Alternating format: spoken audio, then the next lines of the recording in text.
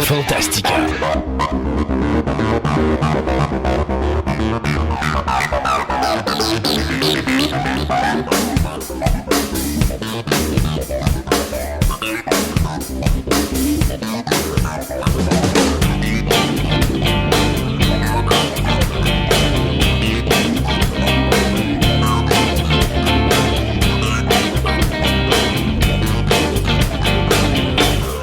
Bienvenue à vous tous à cette version abrégée de l'émission intitulée Fantastica.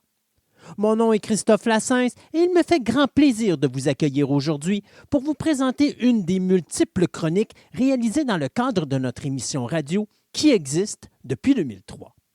Fantastica est une émission radio diffusée sur le web dans laquelle je m'entretiens pendant plus de 3 heures avec de nombreuses personnes qui nous parlent de diverses passions qui occupent notre quotidien de tous les jours. Au cours des années, nous avons amassé plusieurs centaines d'entrevues que nous vous présentons ici de façon individuelle avec des sujets qui passeront du cinéma à la musique, du jeu vidéo au comique et la bande dessinée, sans oublier des univers tels que l'astronomie, la mythologie, l'archéologie, la littérature, le paranormal et bien d'autres sujets. De plus, je vous présenterai également de multiples entrevues que j'ai réalisées avec diverses célébrités de différents milieux.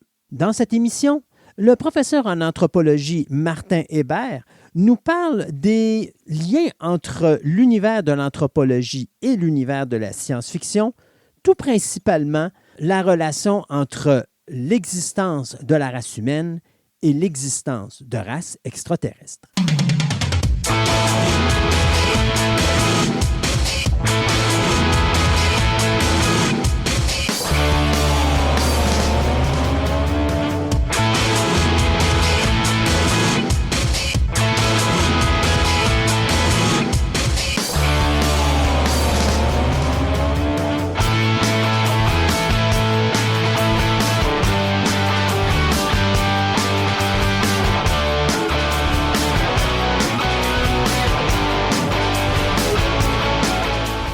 Il y a quelque temps, nous avons eu la chance d'accueillir à l'émission M. Martin Hébert qui nous avait parlé d'anthropologie.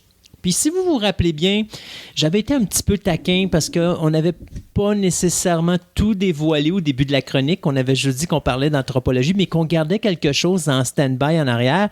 Puis à toute dernière seconde, on vous a dévoilé le punch en vous disant on va parler d'anthropologie mélangée un petit peu avec l'univers de la science-fiction, que ce soit au niveau littéraire, au niveau cinéma ou au niveau télévisuel. Et ce qu'on va faire aujourd'hui, M. Hébert, je pense, dans cette chronique-là, c'est de faire le lien entre les deux médias, c'est-à-dire entre l'anthropologie et la science-fiction. Absolument. Donc, je pense que vous me disiez qui sont-ils, qui sommes-nous? Absolument. D'abord, merci beaucoup, Christophe, de me recevoir aujourd'hui. Ah ben, écoutez, ça fait plaisir. Oui, essentiellement, on a eu une première chronique où on faisait un survol de l'anthropologie. Après ça, on a dit, il y a des ponts avec la science-fiction. Donc, ce que j'aimerais explorer aujourd'hui, c'est vraiment ce qu'on pourrait appeler l'intersection entre ces deux manières de parler de l'être humain. C'est-à-dire que l'anthropologie, c'est quelque chose en soi, la science-fiction, c'est quelque chose en soi, mais il y a un ensemble d'œuvres, il y a un ensemble de questions sur lesquelles les deux se ressemblent, disons, grandement, ou en fait, où les deux s'inspirent l'une de l'autre. Okay. Première chose qu'il faut comprendre, c'est que le discours anthropologique et le discours de la science-fiction sont apparus relativement tardivement et dans un domaine, dans un espace très particulier qui est l'Occident, au 19e siècle essentiellement. Donc, évidemment, je pense que vous nous disiez milieu des années 1800. Oui, 1850, disons. Là. Science-fiction, il y a des œuvres un peu antérieures qui sont vraiment associées. Bon, on dit souvent que la science-fiction naît avec Frankenstein de Mary Shelley, 1821. Il y a eu plusieurs versions, mais 1821. Donc, vous voyez, on est vraiment dans des thématiques du 19e siècle. Et déjà là, dans Frankenstein, vous voyez la réflexion sur la frontière entre l'humain et le monstre, essentiellement. Ouais. Donc, il y a cette réflexion-là qui est déjà présente dans la science-fiction naissante et on est évidemment dans une forme d'anthropologie là-dedans, parce qu'il va y avoir des réflexions sur qu'est-ce qui définit l'humanité de ce monstre-là, sa capacité d'avoir des émotions. Est-ce que c'est un être, d'abord, pour commencer? Parce que pour eux autres, c'est une création, mais comme c'est pas une création de Dieu, donc ils appellent ça une créature, un monstre, mais c'est comme... Est-ce qu'on peut dire que c'était pour eux autres comme démoniaque?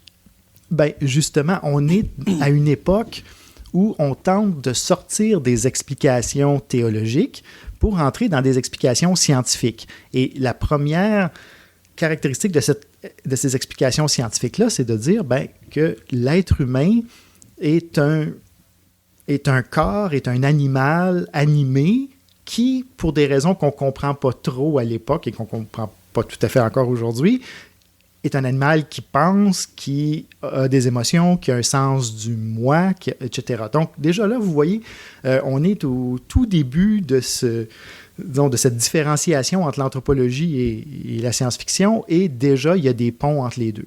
Mais évidemment, si on recule plus loin en arrière, ben là, cette distinction-là disparaît presque totalement. C'est-à-dire que l'anthropologie, disons,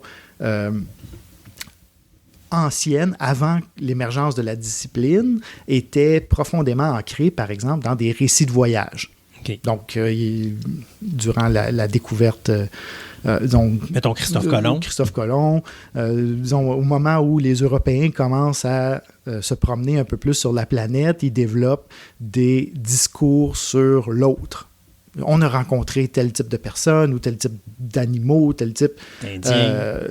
Effectivement, le contact avec les Amériques va générer énormément de spéculations, de récits, de réflexions, et qui vont créer toutes sortes de stéréotypes, etc. Donc, c'est une sorte de science-fiction pratiquement de l'époque, là. Mais il n'y a pas de gens qui vont étudier ce domaine-là à cette époque-là. Je veux dire, pour eux, ils ne vont pas commencer à avoir des gens qui vont commencer à étudier d'où viennent les Indiens ou d'où viennent leur génération, comment ça fonctionne. Ça va être vraiment du cas par cas, raconté de Monsieur Tout-le-Monde à Monsieur Tout-le-Monde. Il y a des gens qui spéculent, Okay. effectivement. Donc, on a un récit sur qui pourraient être ces gens-là. Bon, par exemple, dans le contact avec les peuples autochtones des Amériques, on va se dire, est-ce qu'ils ont été créés par... Est-ce qu'ils ont été créés par Dieu? Est-ce que leur existence peut être réconciliée avec notre Dieu et notre théologie? Et là, on va... Donc déjà, ça, c'est au début du 18e siècle. Donc, on recule encore d'un siècle par rapport à Mary Shelley. Où carrément, il y a des réflexions justement pour savoir jusqu'à quel point est-ce qu'on se ressemble. Et c'est pour ça que je disais que la question centrale, tant à l'anthropologie qu'à la science-fiction, va toujours être cette dichotomie, on pourrait dire, entre le nous et le eux. On ne donne pas de contenu particulier, c'est juste qui est-ce qui me ressemble, qui est-ce qui est différent de moi, pourquoi, qu'est-ce qui fait. Donc, la réflexion sur cette frontière-là est vraiment le ressort de toutes ces formes de discours. Donc, si on en revient avec Frankenstein, ce qu'on disait tantôt, c'est l'être humain qui crée une créature, mais l'être humain est un être humain, mais l'être humain ne peut pas créer une créature puisque seul Dieu peut faire la création. Mais là, on met un récit où est-ce que là, c'est l'être humain qui le crée. Sauf que, est-ce que cette créature-là a une conscience? Et normalement, elle ne devrait pas parce que c'est pas Dieu qui l'a créé. Questionnement comme ça. Oui, absolument. Donc, la question fondamentale revient, est-ce que cette créature-là fait partie du nous? Est-ce qu'on peut l'inclure dans notre société? Dans le groupe qu'on considère comme étant nous? Ou est-ce qu'elle est fondamentalement différente et doit être rejetée dans le « eux ». Donc, ça a l'air abstrait comme ça, mais c'est des discussions qu'on a constamment. Évidemment, aujourd'hui, le principe de l'unité de l'espèce humaine est acquis, mais c'est quelque chose qui est arrivé très tardivement. Je veux dire, longtemps, entre autres dans des théories très racistes, mais il y a eu encore là, à la fin du 19e siècle, début du 20e siècle, l'idée que finalement, l'être humain pouvait être composé de plusieurs espèces différentes.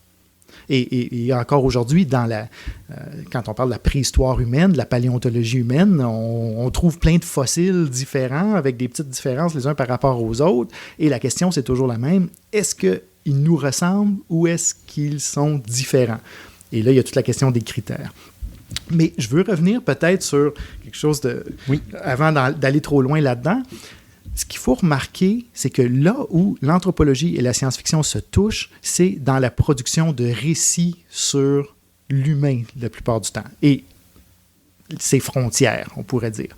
Donc, même l'anthropologie la plus scientifique, la plus, disons, le nez collé sur les faits et à un moment donné, doit se prononcer, doit raconter une histoire au public.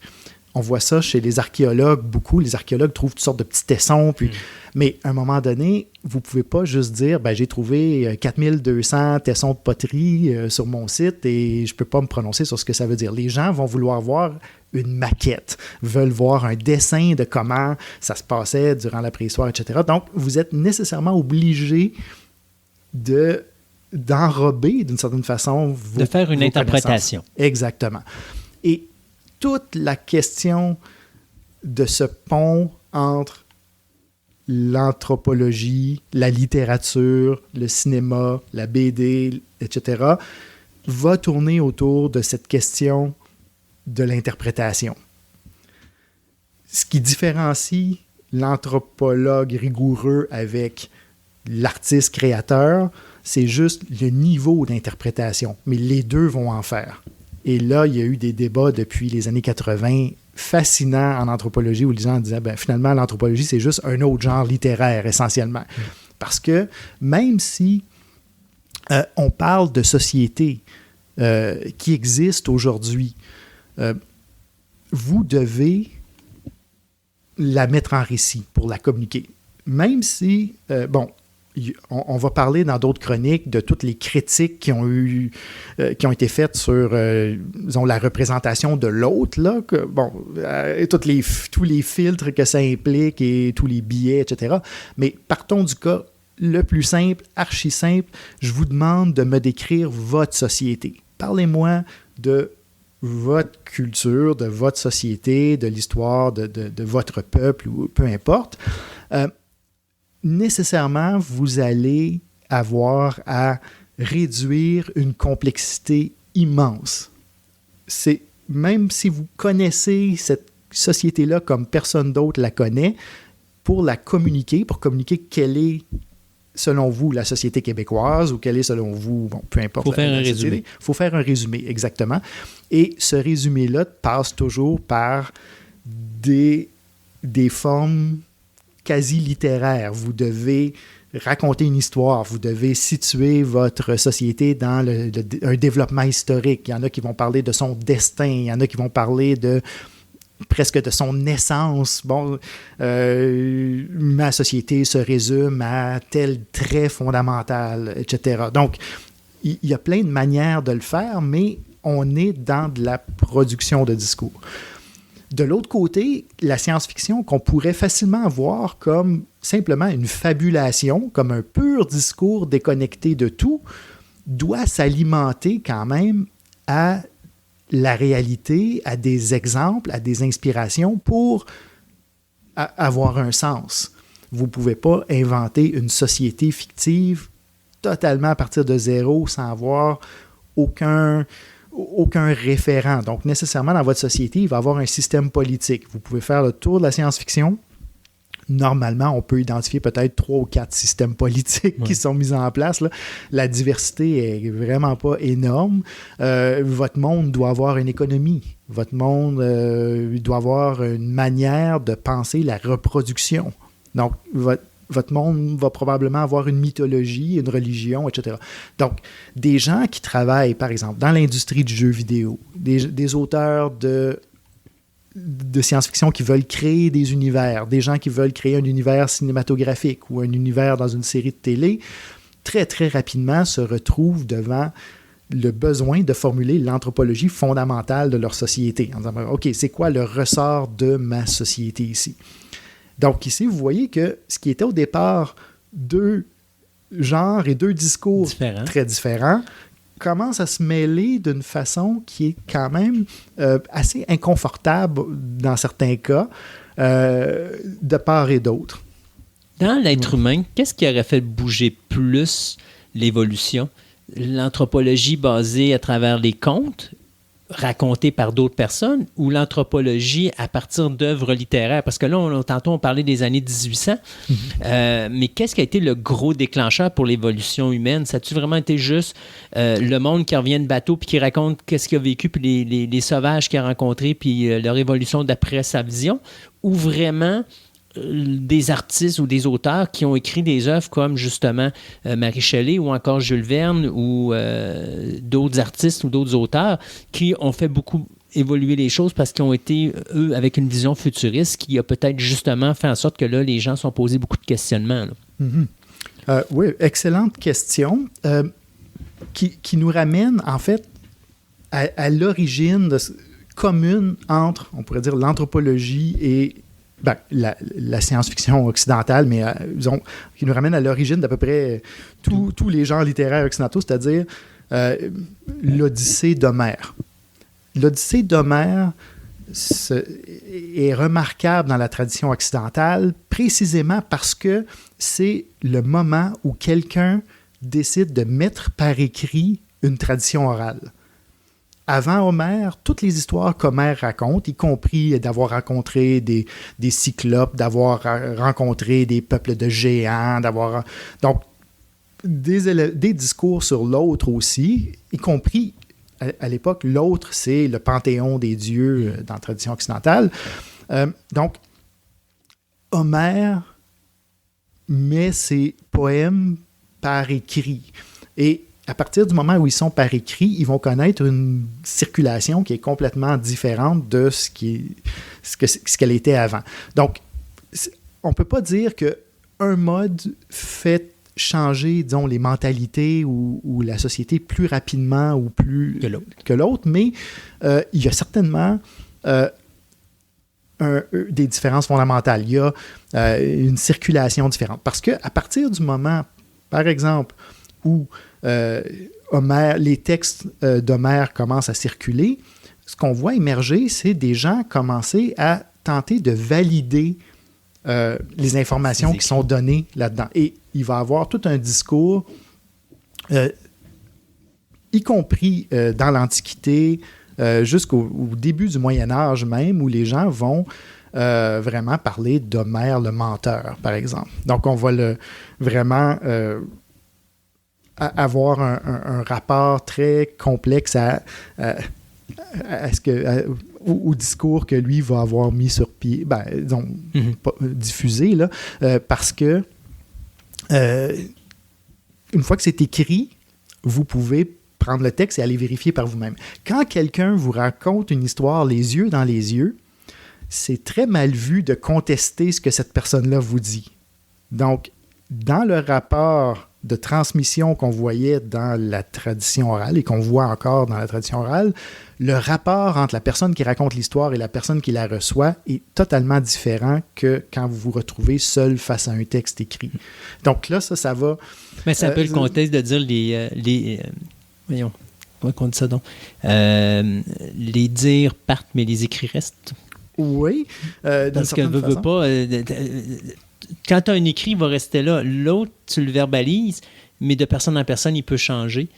Alors que l'écrit, lui, ne bougera pas. Donc, ça va être plus facile de critiquer quelque chose qui est par écrit que quelque chose qui est dicté parce que une personne va te raconter une chose, mais la personne d'à côté va te raconter la même chose, va te dire « Ouais, mais moi, c'est pas ça que j'ai entendu. Moi, j'ai entendu ça. » Puis « Oh, mais non, c'était comme ça. » Alors que l'écrit, lui, il demeure parce que d'un endroit à l'autre, à moins que les personnes aient changé de quoi à l'écriture, normalement, ça va toujours être la même chose.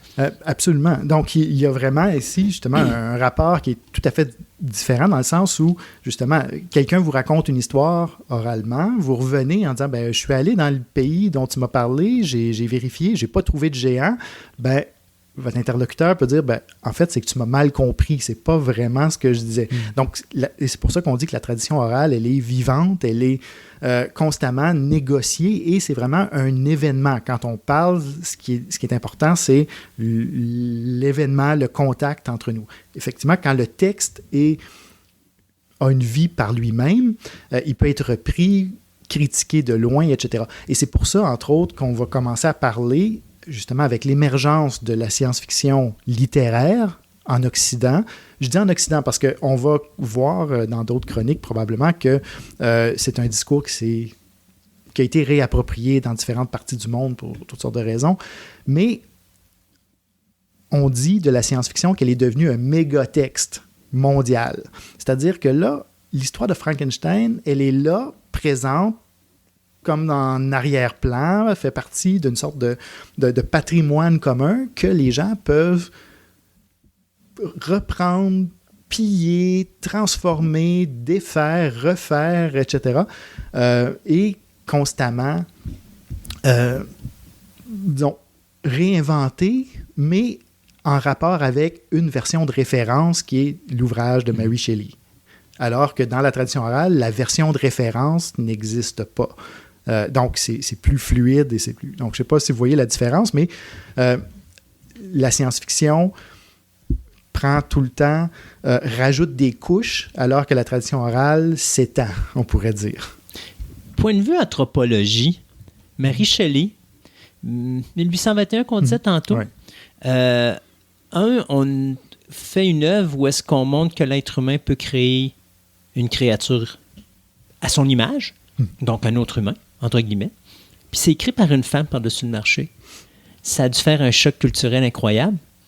Malgré que je ne me rappelle pas si Mary Shelley était vraiment identifiée comme étant une auteure féminine au moment où Frankenstein est sorti, en 1821, parce que je ne suis pas sûr qu'elle avait le droit de mettre son nom comme auteur. Oui, mais... la mère de Mary Shelley était une féministe reconnue et affirmée. Donc, elle était tout à fait au courant et consciente des enjeux, justement, de ce qu'on va appeler l'aliénation par rapport à une société. Okay. Et Mary Shelley a effectivement exploré cette dimension-là.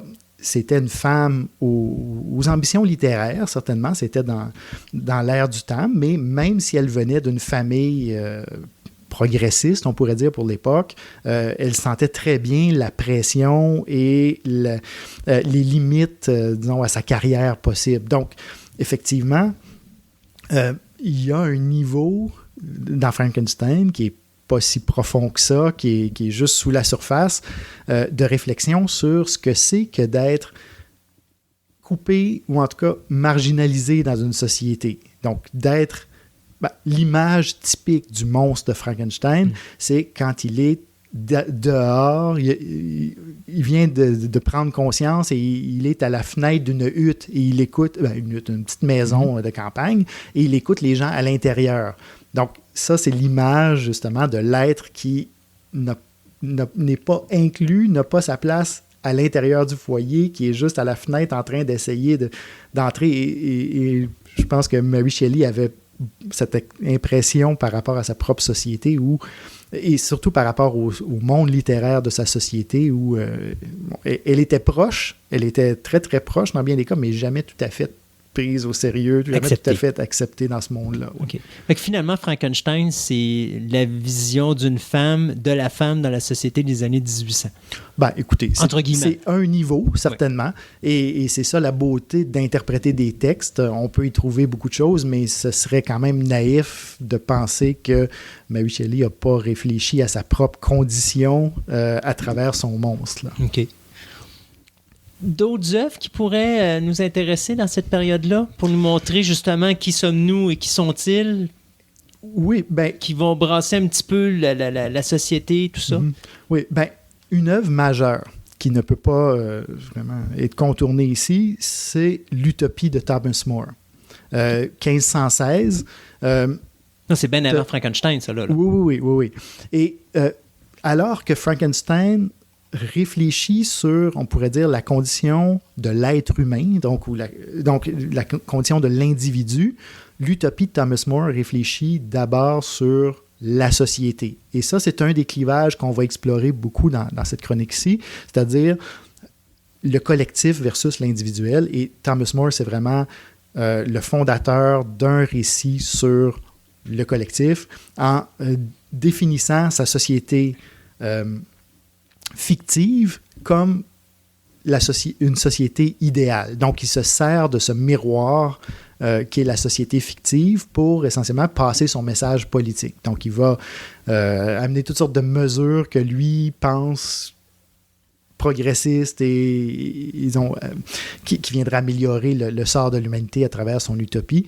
Et on est ici encore avant la bifurcation entre le discours anthropologique et le discours de la science-fiction. Et effectivement, l'anthropologie et la science-fiction se revendiquent toutes deux de cette œuvre majeure de Moore, et qui a inventé littéralement le terme d'utopie. Donc oui, on va avoir à discuter de ce genre particulier-là, mais qui montre très bien que quand on parle d'une société, quand on décrit une société imaginaire, on n'est pas nécessairement juste dans une volonté de vouloir être objectif. Il y a aussi une volonté, dans certains cas, comme chez Moore, c'est évident, d'inspirer les gens, de donner des messages, de dépeindre la société qu'on voudrait bien voir arriver. Et même les anthropologues les plus rigoureux qui ont voulu décrire de la manière la plus objective les sociétés qu'ils décrivaient n'étaient pas exempts de ce désir-là de dépeindre la société de chasseurs-cueilleurs, par exemple, qu'ils étaient en train d'étudier comme une société où les gens sont plus heureux, une société qui est plus en harmonie avec la nature, etc. Donc, il y a plein de caractéristiques comme ça de ces sociétés idéales. Sans embarquer trop loin dans ça, parce que je vois que le temps file déjà, c'est incroyable ce que ça va vite quand on s'amuse. On parle de qui sommes-nous, qui sont-ils? Mm-hmm. On a parlé de nous, mais on n'a pas parlé de race extraterrestre. Mm-hmm. Donc, des romans ou même des films ou des choses qui s'en viennent comme ça. Je suppose qu'on va en parler dans d'autres chroniques. Absolument, oui. L'idée du contact extraterrestre, c'est un thème en soi, mais on peut voir ici que c'est quand même quelque chose qui s'est développé à partir de l'idée du contact avec des êtres terrestres qui sont différents de nous. Mm-hmm. Donc... parce que tantôt, vous dites justement, là, on est rendu dans une société où les gens ils se connaissent un peu tous maintenant. Là.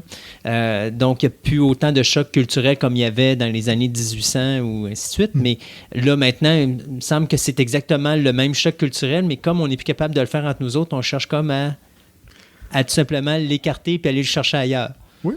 Absolument. Ben, si vous regardez juste rapidement l'évolution du discours sur l'autre a commencé comme étant le voisin dans le village à côté. Après ça, l'autre côté des montagnes. Et quand le continent, des Amériques par rapport à l'Europe, l'Afrique, l'Asie ont tous été fait l'objet de fiction. Et ça, il y avait les races. Ben, effectivement, avec... des visions très positives, très négatives de chacune. Quand on a commencé à faire le tour de la Terre assez régulièrement, on s'est mis à s'intéresser à la Lune d'abord. Donc, tous les récits sur les Sélénites. Vous avez, à partir du 18e siècle, certainement, des récits de gens qui font le tour du système solaire, qui rencontrent toutes sortes d'êtres et de sociétés dans le système solaire. Puis quand on a mis le pied sur la Lune, ben, on a été encore plus loin et là, on devient fasciné par ce qui est à l'extérieur du système solaire et toujours de plus en plus loin et de plus en plus différent aussi. Mais, fondamentalement, on reste dans la même réflexion. Y avait-tu autre chose à rajouter avant de finaliser ça, celle-là? Il y en aurait énormément, mais on va garder ça pour d'autres fois. Alors, merci beaucoup, Martin. Et puis, de toute façon, encore plein d'autres choses passionnantes là, qui s'en viennent dans les prochains mois là-dessus. Merci à toi.